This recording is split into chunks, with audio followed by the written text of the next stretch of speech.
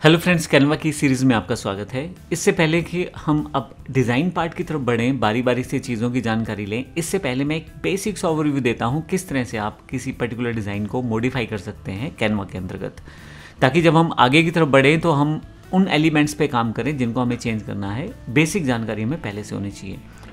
तो ये देखते हैं, मेरे पास कैनवा ओपन है यहाँ से और मैं किसी एक बेसिक डिज़ाइन के ऊपर काम करना चाहता हूँ। तो सिंपल सी बात है, सबसे पहले आप टेम्पलेट पे क्लिक करके सर्च कर सकते हैं जिस तरह का टेम्पलेट आपको चाहिए। यहाँ से बहुत सारे टेम्पलेट पहले से अवेलेबल हैं। ध्यान रखिएगा, मैं फ्री अकाउंट में तो फ्री वाला यूज़ कर सकता हूँ जिस पे प्रो सिंबल नहीं है, और अगर आपका पेड है अकाउंट है तो आप कोई भी इसमें से ग्राफिक्स यूज़ कर सकते हैं। अब आप जब टेम्पलेट पे क्लिक करते हैं तो यहाँ पे बिजनेस टेम्पलेट हैं, सोशल मीडिया टेम्पलेट्स हैं, एजुकेशन है, वीडियो है, बहुत सारे टेम्पलेट्स यहाँ अवेलेबल हैं।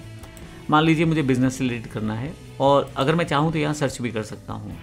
जैसे मैंने पहले बनाया था स्पेशल ऑफ़र के नाम से, मैं एक टेम्पलेट सर्च कर लेता हूँ। कैनवा पे बहुत सारे टेम्पलेट पहले से पड़े हुए हैं। अब अगर मुझे कोई पहले से बना बनाया डिज़ाइन चेंज करना है तो मैं, क्योंकि फ्री अकाउंट में हूँ तो प्रो वाला नहीं यूज़ करूँगा। आप देखेंगे जिसके साथ वो सिंबल नहीं है उसको मैं यूज़ करना चाहूँगा, तो जहाँ प्रो का सिंबल है उसको मैं यूज़ नहीं करूँगा। अभी मैं इसी को यूज़ कर लेता हूँ जो सिंपल है। मैं क्लिक करता हूँ। जैसे आप क्लिक करेंगे यहाँ पे तो आपके पास एक अलग विंडो ओपन हो जाएगी जिसमें बाकायदा उसका साइज़ दिया जाएगा, किस टाइप का वो टेम्पलेट है उसकी जानकारी दी जाएगी, और इसके अलावा आप इसे कस्टमाइज़ कर सकते हैं।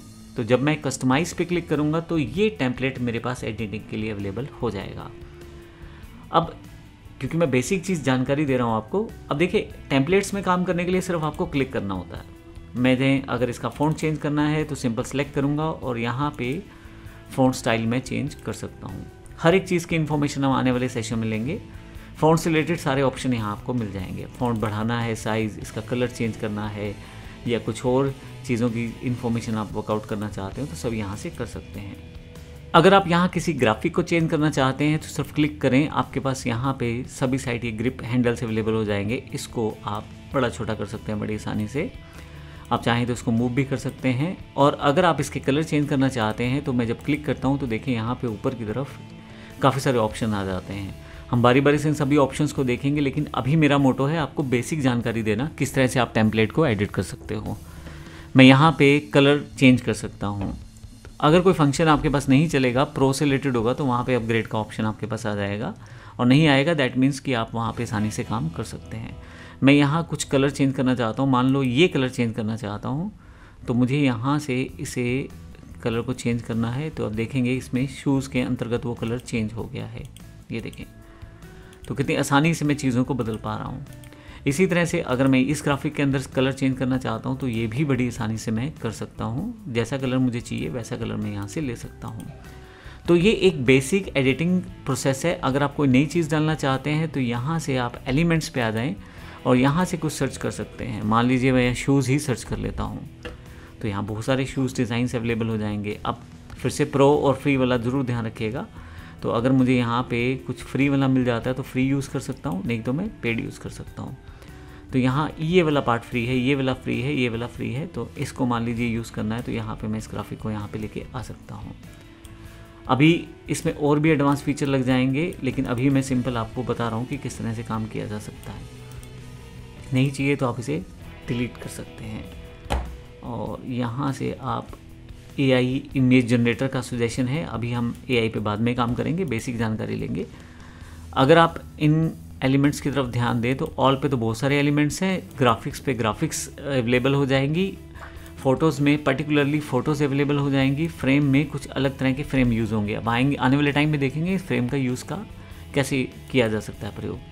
वीडियोस अगर आप चाहते हैं तो वो भी आप यहाँ से प्राप्त कर सकते हैं। शेप्स यहाँ पे अवेलेबल हैं, जो आपने टाइप किया था उससे रिलेटेड। शूज़ से रिलेटेड कोई भी शेप नहीं है तो छोड़ देते हैं, लेकिन फ्लावर से रिलेटेड हो सकता है शेप्स हो, तो वो भी अवेलेबल नहीं है। लेकिन मैं यहाँ ले लेता हूँ सर्कल से रिलेटेड यहाँ पे शेप अवेलेबल है, तो ये मैं शेप ले सकता हूँ, जैसे चाहूँ वैसे उसे यूज़ कर सकता हूँ कहीं पे रख के। तो इस तरह मैं अपना जो डिज़ाइन है उसमें चीज़ें बदल सकता हूँ, चेंज कर सकता हूँ। फाइनली जब मेरा ये डिज़ाइन तैयार हो जाता है तो मैं शेयर पे जाके इसे डाउनलोड पे जाऊँगा, और यहाँ पे मुझे किस तरह से इसे सेव करना है, JPG PNG किस तरह से करना है मैं सेव कर सकता हूँ। मैं JPG पे क्लिक करता हूँ और यहाँ अगर आप साइज़ चेंज करेंगे कुछ चीज़ों का तो प्रो फीचर होने की वजह से आपको रोक देगा। अभी डिफ़ॉल्ट पे रहने देता हूँ और इसे मैं डाउनलोड कर लेता हूँ। जैसे ही डाउनलोड करूँगा ये ग्राफिक मेरे पास मेरे सिस्टम में डाउनलोड होनी शुरू हो जाएगी।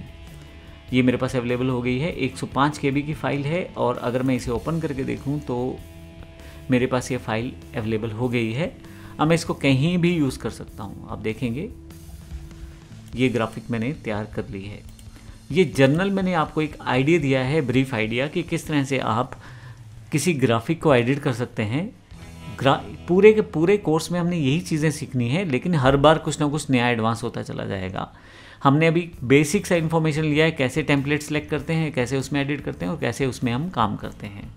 अगले सेशन में हम शेप्स और आपके पास एडवांस चीज़ कलर्स की जानकारी लेंगे और ग्रेडियंट्स की जानकारी लेंगे। धन्यवाद।